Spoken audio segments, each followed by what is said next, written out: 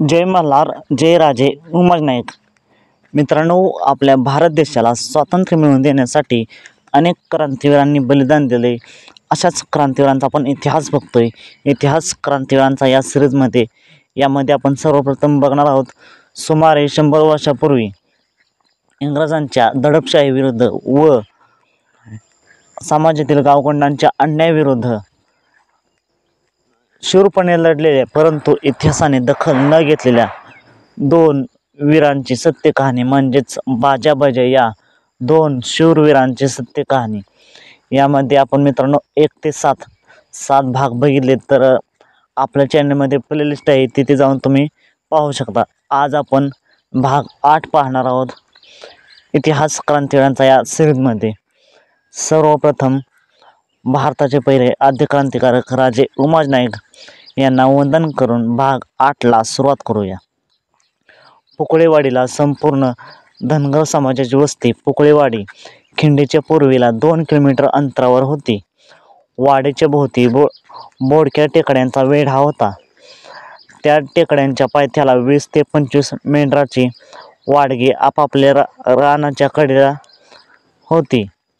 वर्षभर पुकळेवाडीची मेंढरे कोकण बारीला व कृष्णाकाठी जगायला जात.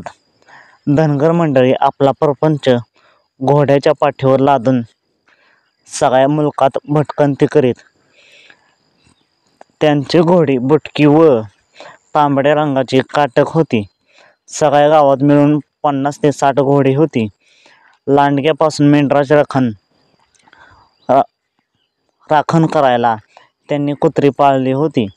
चैत्राष्टमीला पुकळेवाडीला ज्योतिबाची यात्रा भरत असे. पुकळेवाडीच्या माळावर वाडीलगत ज्योतिबाचे देऊळ होते. देवळापुढे एक भली मोठी चिंच व देवळाशेजारी एक लिंबाचे झाड होते. पुकळेवाडीत दरवर्षी शेळक्याच्या घरातील बैलाच्या पाठीवर 2 नगारे टाकून ते वाजवत.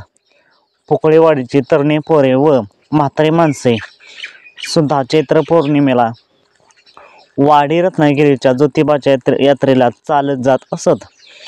नगारे वाजवत चालत जाण्याचा त्यांचा पिढीजात रिवाज होता. अष्टमी दिवशी यात्रेत पोहोचण्यासाठी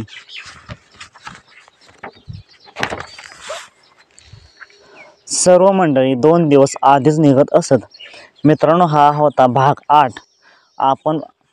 आपण पाहत आहोत इतिहास क्रांतिवीरांचा बाजा एक सत्य कहाणी. मित्रांनो, इथून पुढे देखील 8-9 पाहण्यासाठी आत्ताच आपल्या चॅनलला सबस्क्राईब करून ठेवा आणि आपला इतिहास जगासमोर मांडण्यासाठी प्लेलिस्ट जास्तीत जास्त शेअर करा. आपले व्हिडिओ शेअर करत चला. तुम्ही भेटूया पुन्हा एकदा नवीन व्हिडिओमध्ये एका नवीन भागासह. इतिहास क्रांतिवीरांचा बाजा एक सत्य कहाणी.